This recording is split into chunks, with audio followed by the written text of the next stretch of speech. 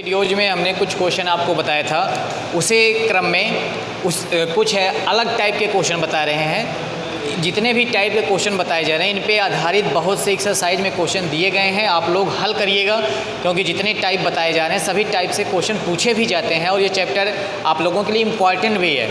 तो देखिए, पहला क्वेश्चन आपका है, किसी गुणोत्तर श्रेणी का तीसरा पद 40 और छठा पद 320 है, वह श्रेणी ज्ञात करो। अब देखिए, गुणोत्तर श्रेणी ज्ञात करने के लिए चाहे गुणोत्तर हो चाहे समांतर हो, कम से कम दो टर्म का पता होना जरूरी है। जैसे पहला पद हो गया समांतर श्रेणी में सार्व अंतर और गुणोत्तर श्रेणी में सार्व अनुपात। अगर पहला पद पता है, सार्व अनुपात पता है, तो उस गुणोत्तर श्रेणी के बारे में कुछ भी पूछा जाए हम ज्ञात कर सकते हैं, चाहे जो पद पूछा जाए उसका मान निकाल सकते हैं। लेकिन यहाँ पे न तो पहला पद मालूम है, न तो सार्व अनुपात मालूम है, और हमें श्रेणी ज्ञात करना। तो श्रेणी ज्ञात करने के लिए हमें ए और आर का मान निकालना जरूरी है। तो ए और आर का मान यहाँ पे कुछ शर्त दी गई है, इसी शर्त के अनुसार निकालेंगे। जैसे गुणोत्तर श्रेणी का तीसरा पद 40 और छठा पद 320, ये पता है, इसी के आधार पे दो समीकरण बनाएंगे, दोनों समीकरण को हल करके ए और आर का मान निकालेंगे। तो मान लेते हैं, माना श्रेणी का पहला पद, माना श्रेणी का पहला पद स्मॉल ए तथा सार्व अनुपात तथा सार्व, ध्यान देंगे समांतर श्रेणी में सार्व अंतर लिखते हैं, गुणोत्तर में सार्व अनुपात। तो माना श्रेणी का पहला पद ए तथा सार्व अनुपात स्मॉल आर है, तब प्रश्नानुसार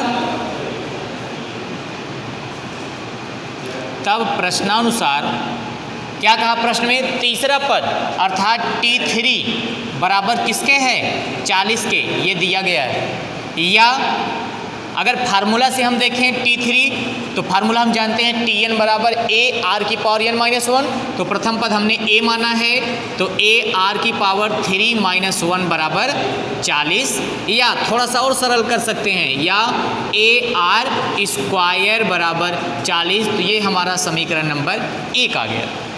इसी प्रकार दूसरी शर्त है, दूसरी शर्त क्या है, श्रेणी का छठा पद 320 है, तो क्या लिखेंगे, T6 बराबर 320। या T6 को क्या लिख सकते हैं, ए आर की पावर 6 माइनस 1 बराबर 320। या ए आर की पावर 5 बराबर 320, समीकरण नंबर 2। तो यहाँ पे दो समीकरण मिल गया, समीकरण 1 और 2। अब इन्हीं दोनों समीकरणों को हल करके हमें ए और आर का मान निकालना। अब देखिए, यहाँ पे ध्यान दीजिएगा, समांतर श्रेणी में दोनों समीकरण को हम लोग क्या करते थे, जोड़ के या घटा के हल करते थे। लेकिन यहाँ पे जोड़ने घटाने से कुछ नहीं मिलेगा, यहाँ पे क्या करेंगे, भाग करेंगे।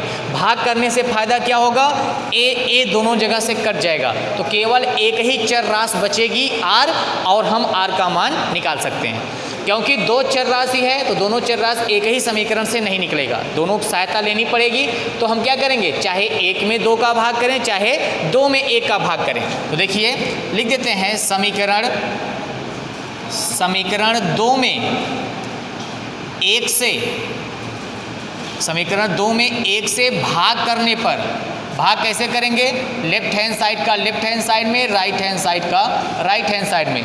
तो समीकरण 2 का लेफ्ट हैंड साइड है ए आर की पावर 5 बटे समीकरण 1 का लेफ्ट हैंड साइड है A R square. Right hand side 2 का कितना है, 320। 1 का राइट हैंड साइड कितना है, 40। तो इसको हल करते हैं। या देखिए, यहाँ से a से 1 कट जाएगा और r की 2 घात 5 में से कम हो जाएगी, कितना आएगा, r की घातें 3, 2 घात नीचे भी है, 5 ऊपर है, तो 5 में से 2 घात कम हो जाएगी। आप घातांक के सिद्धांत पढ़ ही चुके हैं। तो r की घातें 3, इसको भी सॉल्व करते हैं, 0 से 0 कट गया, 4 सते 28, 4 अठे 32, तो कितना आ गया, 8। और 8 को हम लिख सकते हैं 2 की घातें 3, 2 की घातें 3 बराबर 8। अब फिर अभी पिछले वीडियोज में हमने बताया था कि अगर बेस दोनों तरफ समान है तो उनके घात भी समान होंगे, और अगर घात समान है तो बेस समान होगा।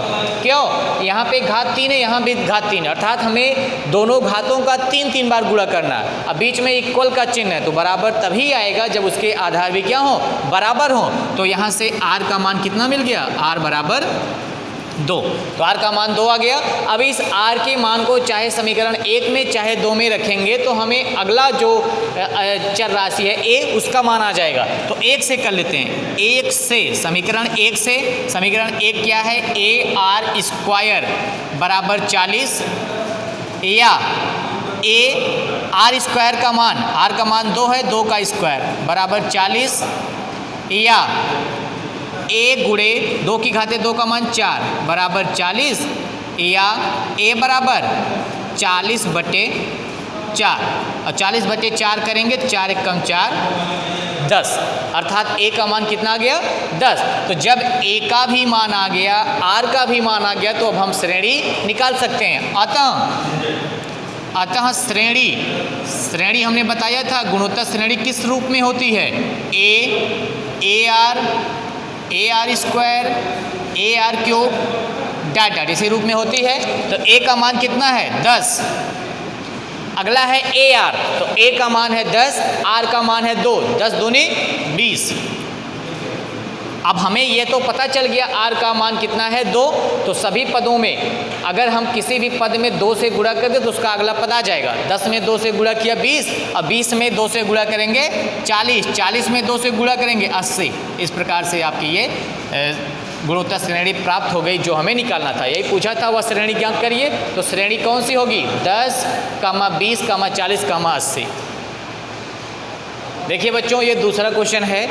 इस टाइप के भी क्वेश्चन पूछे जा सकते हैं। किसी गुणोत्तर श्रेणी का दूसरा पद 6 है और उसका 5वां पद तीसरे पद का 9 गुना। पिछले की तरह यह थोड़ा सा केवल अंतर है कि 5वां पद तीसरे पद का 9 गुना है, वह श्रेणी ज्ञात करो। यहाँ भी सब कुछ वही करेंगे, 2 समीकरण बनाएंगे, दोनों समीकरणों को हल करके a और r का मान निकालेंगे। तो यहाँ भी मान लेते हैं, माना पहला पद a तथा सार्व अनुपात, माना गुणोत्तर श्रेणी का पहला पद a तथा सार्व अनुपात स्मॉल r है, तब प्रश्नानुसार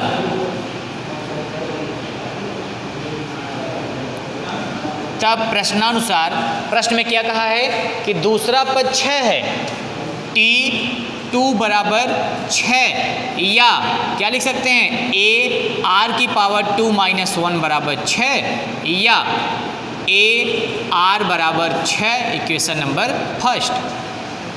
तथा दूसरी शर्त क्या है, 5वां पद तीसरे पद का 9 गुना है। 5वां अर्थात t5 9 गुना है, किसका 9 गुना है, तीसरे पद का, t3 का।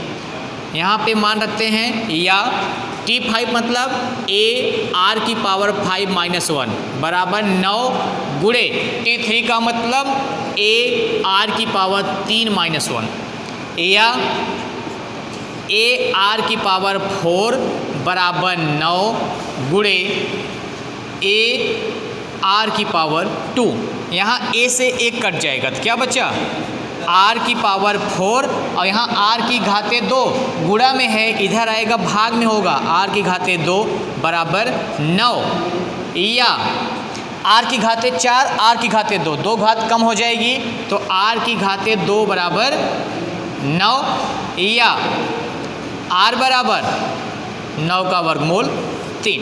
यहाँ r का मान आ गया 3। अब इस r के मान को समीकरण 1 में रखकर 1 का मान निकाल लेते हैं। तो समीकरण 1 से